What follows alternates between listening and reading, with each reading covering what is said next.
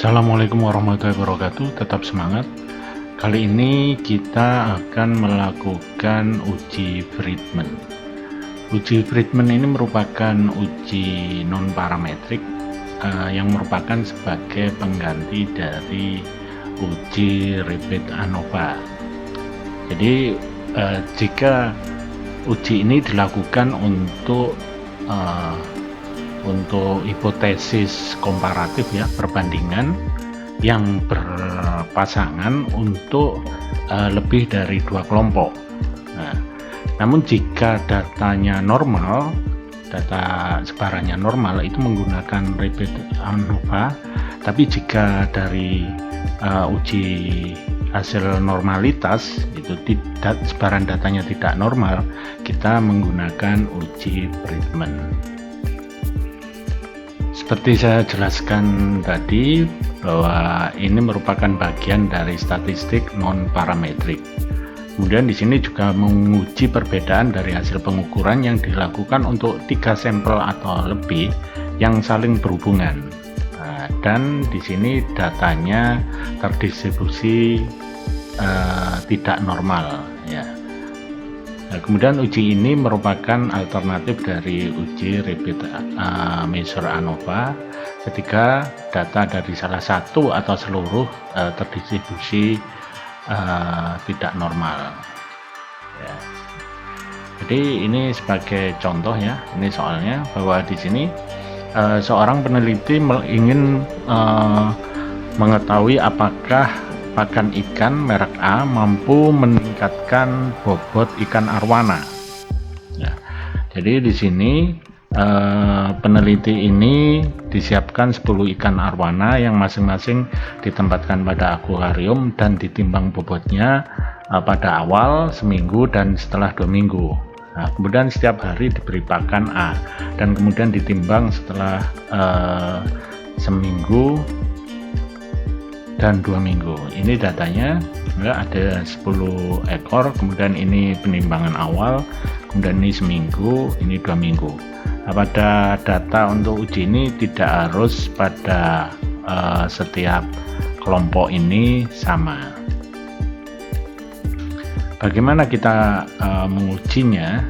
Nah, tahap awal kita harus melakukan uji normalitas untuk memastikan apakah data ini sebarannya normal atau tidak. Karena kalau data normal kita bisa menggunakan repeat ANOVA, tapi kalau tidak normal datanya kita baru menggunakan Friedman. Nah, di sini yang dimaksud data itu berhubungan, kita lihat bahwa data kelompok pertama, kedua, dan ketiga ini merupakan masih pada ikan yang sama. Nah, ini sehingga data ikan yang sama diambil data awal seminggu dan 2 minggu. Ini yang dimaksud data tersebut berhubungan. Kita buka SPSS. Data di Excel ini kita pindah ke SPSS ya. Ini datanya kita copy ke SPSS, kita pastekan sini ini. Nah, kemudian kita ke variable view, kita ganti di sini nama awal ya. Kemudian yang kedua ini seminggu. Kemudian yang ketiga ini 2 minggu. Nah, kemudian desimal, jika datanya tidak ada desimal kita bisa nolkan juga. Nah, ini. Nah, kemudian label bisa sama ya, ini data awal, ini seminggu, kemudian ini 2 minggu. Selanjutnya kita akan uji normalitas. Kita bisa menguji normalitasnya dari standardized residual. Jadi di sini jika data tidak normal kita menggunakan uji non parametrik, ini uji Friedman. Tapi jika normal kita menggunakan uji repeated measure ANOVA. Kemudian bagaimana kita menggunakan uji normalitas untuk standar desert residual. Kalau kita keluarkan dulu untuk data standar desert residualnya, kita analis, kemudian ke general linear model ya, kemudian ini repeat measure. Nah ini, kemudian di sini ini karena perlakuannya ada waktu, kita waktu ya, kemudian level di sini karena ada 3 kelompok, di sini kita isi 3, karena kalau lebih 4 ya 4, 5 ya 5, kemudian kita add, kita define. Nah kemudian ini kita masukkan ke sini ya, ini data awal, ini seminggu, ini 2 minggu ya. Kemudian kita ke save.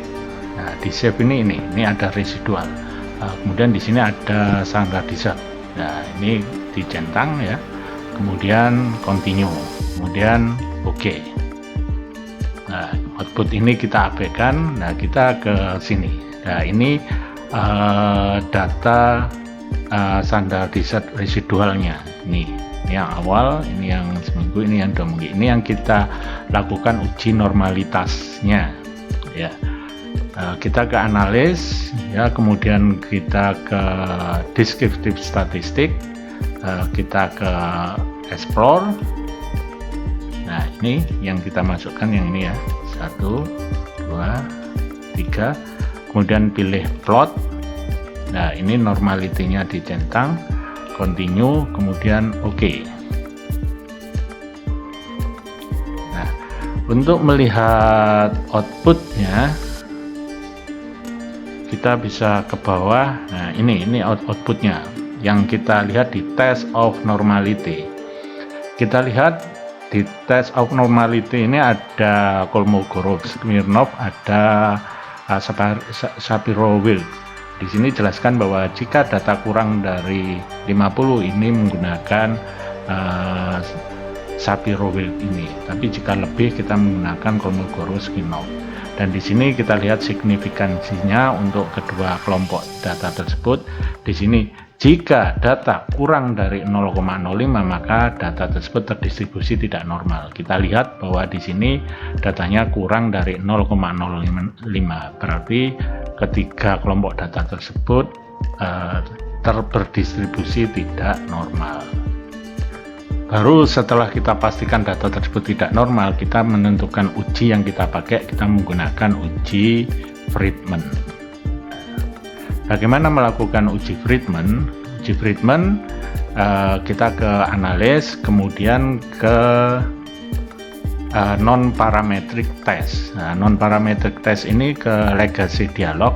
Nah, kemudian Anda pilih di sini K-related samples. Ini, nah kita masukkan ya data yang sebenarnya. Ini data awal, data seminggu, data 2 minggu. Nah dan di sini ini Friedman-nya langsung default ada.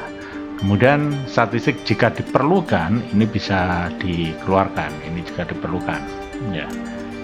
Continue, kemudian oke.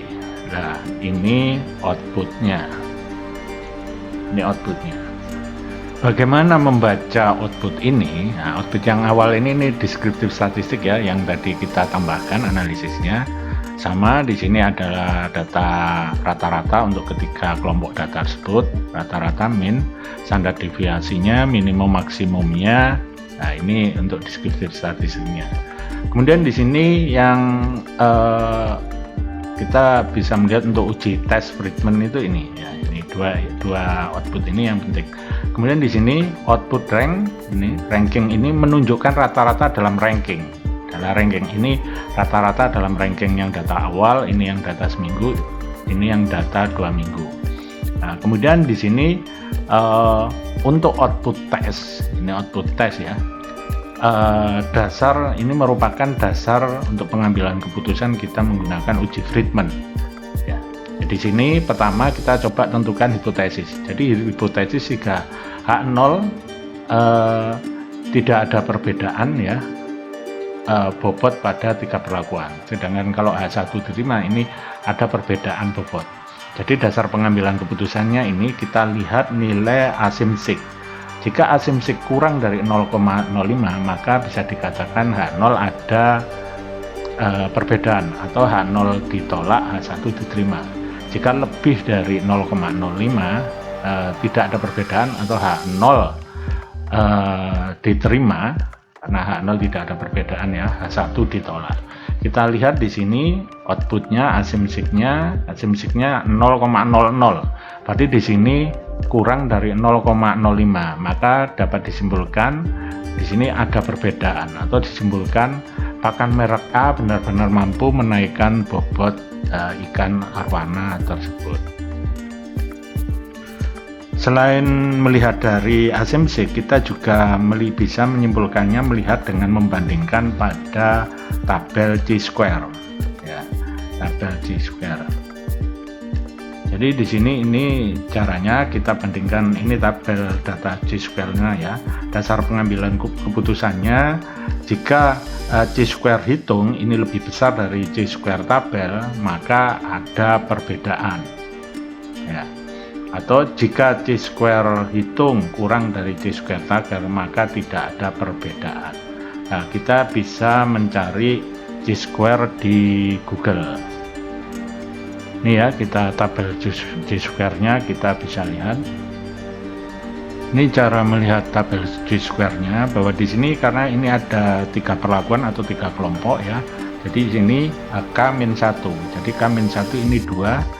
Nah, kita pada alfa serang kepercayaan 0,05. Jadi nilainya 5,9915 untuk Chi-square tabelnya. Ini bisa kita lihat Chi-square hitungnya ini ya 18727, ini 18727, sedangkan Chi-square tabelnya 5,9915. Maka di sini Chi-square hitung ini lebih besar dari Chi-square tabel. Maka kita simpulkan bahwa ada perbedaan atau H1 ditolak, H0 diterima. Jadi sama kesimpulannya bahwa pakan merek A benar-benar mampu menaikkan bobot ikan arwana. Selanjutnya kita coba lakukan analisis uji Bridgman ini menggunakan Excel ya. Ini ada tahapannya sudah saya susun ya. Jadi ini datanya ya, data awal seminggu 2 minggu. Nah, kemudian ini ranking ya, ranking data awal X1, ranking data kedua seminggu, dan ranking untuk yang 2 minggu ya. Kemudian ini nanti jumlah dalam rankingnya, ini kuadrat sesuai dengan persamaan. Jadi persamaan dasarnya ini ya, bahwa uji Bridgman X kuadrat ini Bridgman hitung ini 12 bagi R di sini ulangan kali N perlakuan kali N plus 1 total R kuadrat itu ini ya, untuk ranking ya, ranking kuadrat ranking dari pertama, kedua, dan ketiga, kemudian dikurangi 3 kali R kali N plus 1. Kita coba lakukan bertahap. Nah, cuman ini yang di ranking bukan semua, ini di ranking sesuai dengan kelompok ikannya. Jadi ini ranking ikan yang pertama, ini ranking kedua. Jadi caranya kita sama dengan rank. Nah, kemudian ini ranking yang ini, kemudian titik koma. Ya, yang di ranking ini untuk yang tiga urutan, 3 kelompok ini ya. Jadi ikan pertama untuk awal seminggu dan minggu. Nah, itu kemudian titik koma 1 kurung tutup enter. Nah, untuk mempercepat, nah ini kita jangan di dolar dulu atau di string ya. Ini kita kopikan ke bawah dulu ya. Karena kalau ini gini kita kopikan ya. Ini kita kopikan ke samping, ini akan bergeser. Kita coba lihat. Nah, ini kelompoknya ini bergeser. Nah, jadi ini pertama kita kopikan ke bawah dulu, copy paste atau ini ya, ini langsung ditarik. Nah, kita cek lihat. Nah, data ini untuk ranking ketiga kelompok ini yang berapa. Nah ini 1,5 karena ini data yang seminggu dan awal dan seminggu sama 1,5. Nah kemudian bagaimana yang selanjutnya? Yang selanjutnya, nah ini baru string atau dolarnya dipasang. Jadi caranya ya ini Anda blok yang kelompok datanya ya. Jadi ini P2 sampai R2, P2 R2 ini diblok. Kemudian cara cepatnya langsung pencet F4. Nah, dia langsung akan keluar dolar. Nah, ini baru kemudian langsung ditarik ke kanan. Nah, kalau sudah ditarik ke kanan ini seperti ini sudah diberi dolar, nah, dia tidak lari. Ya, tapi kalau belum diberi dolar dia akan lari. Begitu juga yang kedua, semua lakukan hal yang sama, di blok F4 ya. Kemudian ini diberi, kita copy ke sini. Nah, itu juga untuk semua data. Ini F4.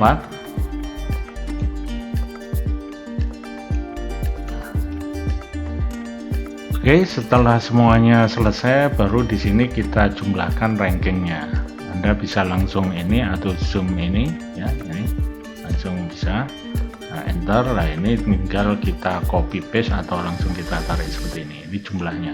Kemudian ini kita kuadratkan sesuai dengan rumus di sini. Ini ada kuadratnya, jadi ini sama dengan arahkan ke data atas, capping 2. Nah ini kemudian copy, enter. Nah, sudah. Kemudian di sini tahap 1 sudah, tahap 2 sudah ya, ranking untuk ulangan yang lain. Kemudian kita jawab yang ini 12 kita hitung bahwa di sini 12 bagi R di sini adalah ulangan, berarti di sini ulangannya ada 10 kali 10 kali N di sini perlakuannya ada 3 perlakuan ya. Kemudian kali kurung buka N 3 plus 1 kurung tutup lagi, enter ya.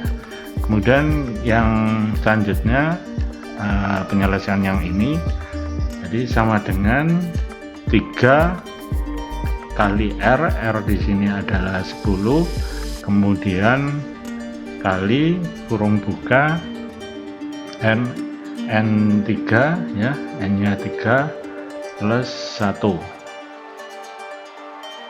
ya.